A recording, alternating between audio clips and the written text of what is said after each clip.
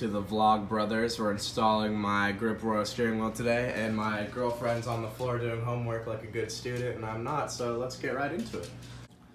Alright, so just a quick little rundown of everything that I got. So here's the wheel, obviously, just got it from Grip Royal. I got it actually at a show, so it was a little bit cheaper. When they're online, they're like around $200 to $250. I paid $150 for this at a show.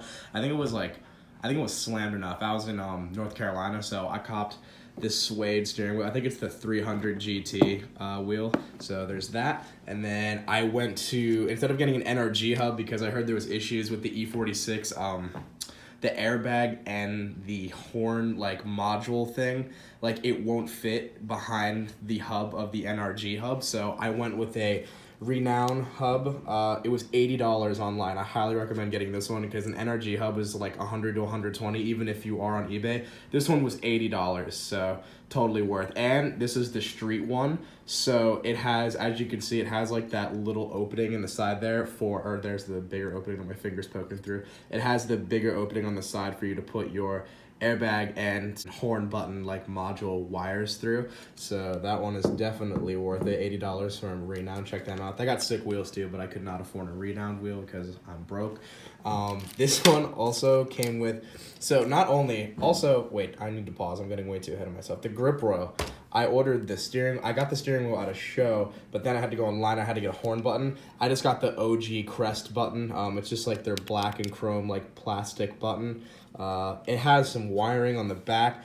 It also came with, it came with the wires already on the back, obviously, for the horn. But then the Renown hub, when you order the hub, it comes with all these extra wires, which is fantastic. I have to watch a couple of YouTube videos to see how the horn button actually installs, but we're not going to know till we get into the guts of the steering wheel. I just unplugged the battery in my car. I'm going to let it sit for a little bit before I start pulling stuff apart.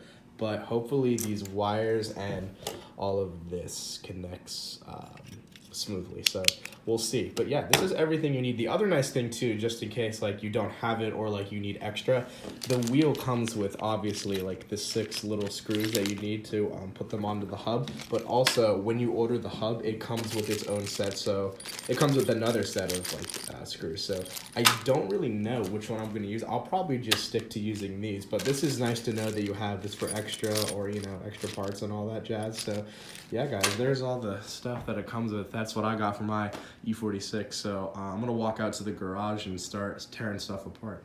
So obviously, first things first, when you're dealing with like anything like electrical, because we are taking the steering wheel apart and you know the airbag, you don't want that to blow up in your face, just go ahead and disconnect like the negative terminal and let it sit for a little bit of time. So yeah, just disconnect the battery, obviously, first things first. Now we're at the interior of the steering wheel. I don't want to go too in-depth on how to actually take the stock one off. I don't really want this to be like a DIY, like 15-minute how-to. I really am just making this video to show you what this Grip Royal looks like in the interior, but I will do a couple like quick how-tos like along the way, but I'm not going to go too in-depth. So the first thing you want to do to take it off, that little dimple right there, you're going to take a flathead. The airbag is literally held together with these two, it's like spring loaded on each side of the steering wheel. You just go ahead and you stick the flathead in the side and the whole thing pops out. So I'm going to go ahead and do that right now. Alright guys, so that took way longer than it should have. Those little clips are such a pain in the ass because you don't really know what you're feeling for. But now that I got the airbag off, here are those clips. They're like little safety pins right there. You're pretty much shoving your flathead into that side of the pin and you're trying to release the airbag because that's what's holding it. So you're really just feeling for like this little pressure because you'll know when you're hitting it because you'll get some pushback on your flathead. You're just pushing those springs in. So they're super difficult to get out. That should not have taken as long as it did, but we finally got this out, so that's good. Have any time because I was so busy with school to finally show you what it looks like, but here it is. The wheel is finally in. It totally just like made the interior like completely pop. It looks so good.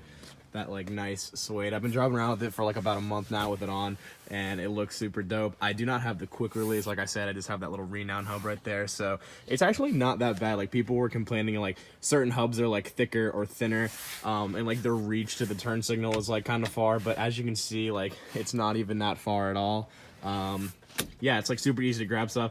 Nothing really got messed up. The only thing is though, because I'm lazy, my airbag light is on, and my like turn signal, like whenever I like straighten the wheel out, you have to turn it like like a couple centimeters more than you would for it to automatically shut off when you're coming out of a turn, but those are the only things that are messed up. Oh, also, if anyone out there on YouTube could help me out, my horn does not work. It's just sitting back there. I could take the horn button off and like all the wiring is just kind of jumbled back there.